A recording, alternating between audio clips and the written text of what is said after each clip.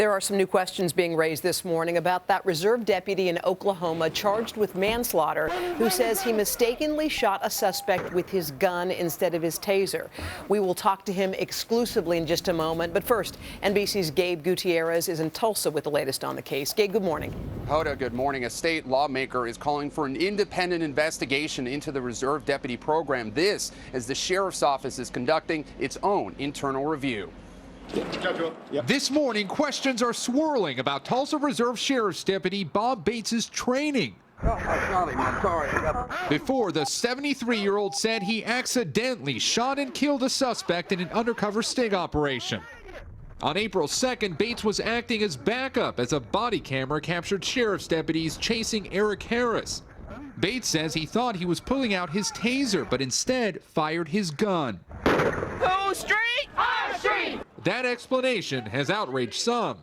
If he had as much training as he supposedly had, he would definitely know a .357 from a taser. A summary of state records shows Bates had almost 300 hours of training since 2008. He is well in excess of what you would anticipate someone would have that was meeting minimum requirements. But Sheriff Stanley Glantz acknowledged in a radio interview this week his office had not been able to find all of Bates's gun certification records since the instructor no longer worked there. We can't find the records that she supposedly turned in. Okay. And so we're going to talk to her to find out if for sure he did qualify with those. Now, citing multiple unnamed sources, the Tulsa World reports supervisors at the Tulsa County Sheriff's Office were ordered to falsify Bates's training records. Some who refused were transferred to other positions, the paper claims. The report has not been verified by NBC News. A spokesman for the sheriff's office says we don't respond to rumors. He got the training, was signed off. That's the way it went. Bates is charged with second-degree manslaughter and is free on bail. He's expected to be arraigned next week, and his attorneys say he intends to plead not guilty. Matt. Gabe, thank you very much. Reserve Sheriff's Deputy Robert Bates is with us now exclusively, along with his wife Charlotte, his daughters Kathy and Leslie, and his attorney Clark Brewster. Good morning to all of you. Thank you for joining us. Good morning, Matt. Good morning, Matt. Mr. Bates, I want to talk about your training and your training records in a second, but I want you to take me back to April 2nd, the day this all happened. You were not supposed to be actively involved in the arrest of Mr. Harris. You were supposed to provide support from several blocks away, but you did get involved in the struggle. You write in your written statement that you were not sure whether he was armed, and you say that you saw, quote, a brief opening to use your taser to subdue him. Take me back to that moment. Matt, I was actually parked down the street at a Sinclair station several blocks away from where the activity took place. In other words, the drug buy of dope and the gun purchased.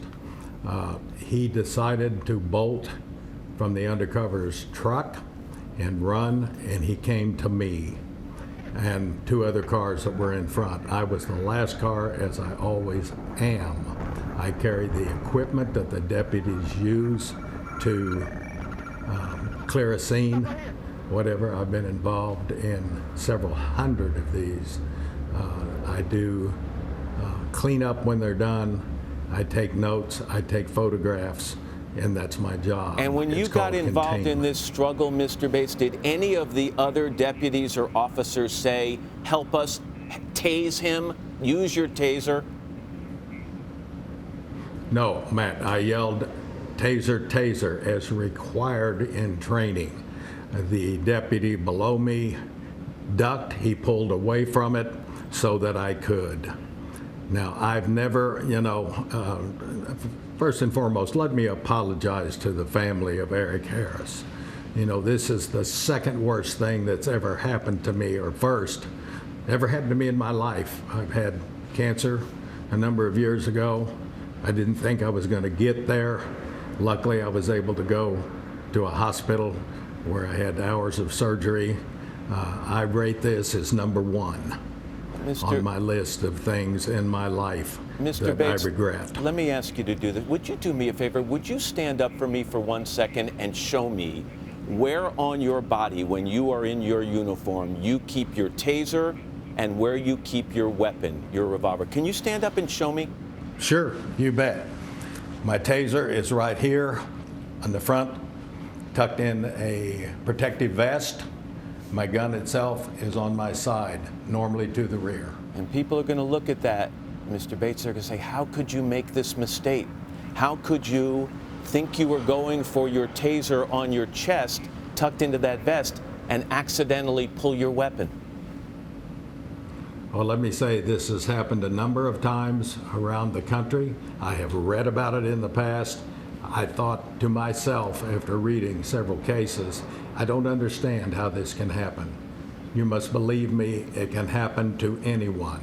You yelled, taser, taser. You mentioned the other deputy ducked and cleared so you could use your taser, and then you heard that gunshot. What were you thinking when you heard the shot?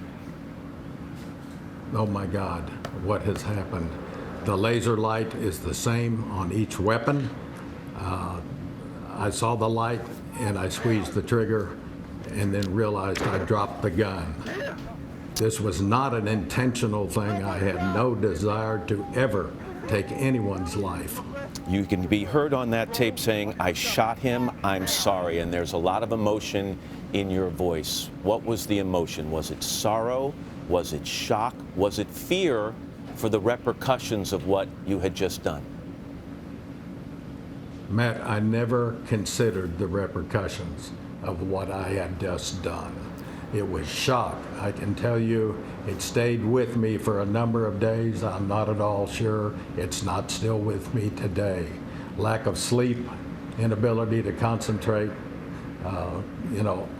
all of those plus more. I still can't believe it happened. Mr. Bates, in the wake of this incident, you have been portrayed as a wealthy and generous supporter of the Sheriff's Department and a close friend of the sheriff who has been rewarded for your financial support with the opportunity, and this is what's out there, to play cop and carry a gun. Is that a fair characterization? That is unbelievably unfair. I have donated equipment as I saw fit. When the need happened to arise to allow the task force and other areas of the sheriff's office to better do their jobs on the street of Tulsa.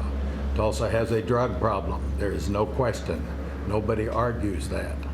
I am willing to put up equipment to assist them to better educate the public. I deal with young people all the time, Matt. Right. 13 and 14-year-old kids using heroin.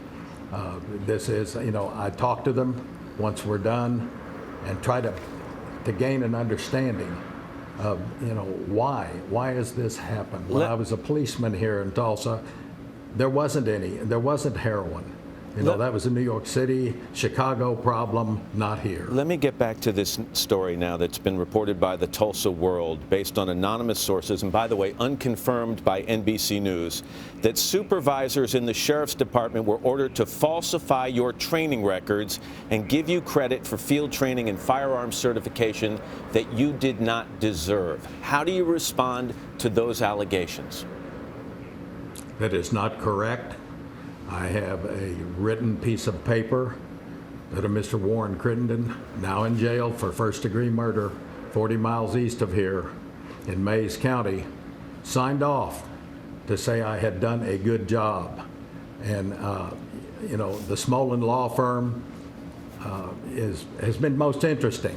They seem to represent all the people that have been terminated by the sheriff's office. But without getting off on a tangent, you did the training and you can prove that you are certified. That is absolutely the truth. I have it in writing. Hey, Matt, if I might address Director. just briefly that point, the so-called evidence of falsified training records comes from a person that was terminated by the sheriff's office 7 years ago. He signed an affidavit. Mr. Bates would have been with the department as a reserve just about a half a year or a year at that time. So 7 years ago, that's their evidence. And he is a person represented by the firm that's representing the family. Right. And he has, a year ago, been charged with first-degree murder. So that the credibility of the witnesses should have been, or that particular witness should have been weighed carefully by press outlets before running that story. Mr. Bates, let me end on this. You've been charged with second-degree manslaughter. You face up to 4 years in prison. Have you allowed yourself to think about that possibility? Certainly, how could I not? Robert Bates, Mr. Brewster, and the Bates family, I thank you very, very much for your time this morning, and of course, we will be following this story. You're certainly welcome. All right. Meantime,